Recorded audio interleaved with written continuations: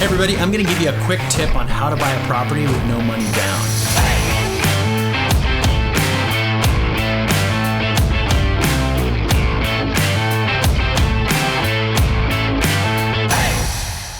A lot of times people will say, "Oh gosh, it can't be done. I don't think it can happen." But I'm here to tell you that it does happen and it can happen. And this is just one strategy that if I were looking to buy a property and I wanted to buy one with no money down, that I would go after. So the first thing that I would do is, if I were trying to hunt down this property, is I would go and I would find the properties that have either been paid for by cash or they have owned them for a really long time. Say if you found a property that has been owned for 20 plus years, there's a high probability that they might have that property paid off because they paid a lower amount for the property back then and they can pay it off quicker over time. If somebody's paid cash for a home and they've owned it for a longer time, then you know that it's paid off. And there are a lot of different ways that you can look up the ownership, the length of ownership, and all that type of stuff on a property. So if I were getting started as a real estate investor and I had no money, I would start going after those types of people that potentially I could convince them to own or carry the property and hold it for a longer period of time, and then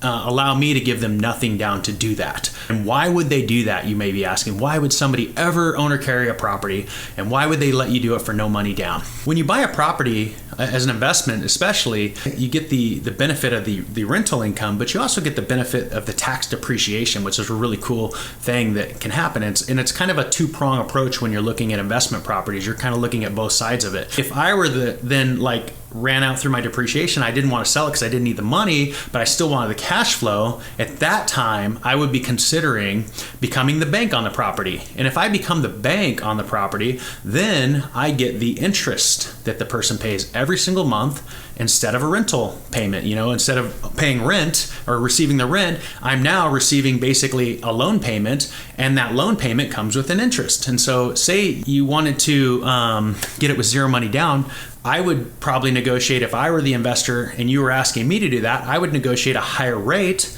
So that way you have a little bit higher payment, and then I get a higher interest payment that I can receive every single month, which could equate to me giving you that property with no money down. A lot of people are very savvy that are in the real estate investment world and that have done investments and have done rentals and things like that. And so it's a very plausible and a very realistic thing to potentially get started in real estate investing, to find somebody that would allow you to purchase their property, own or carry, with no money down.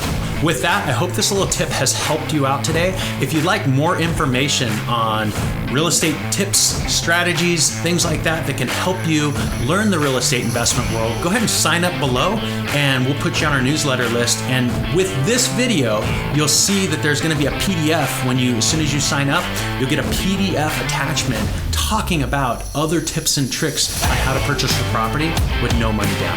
Have a great day.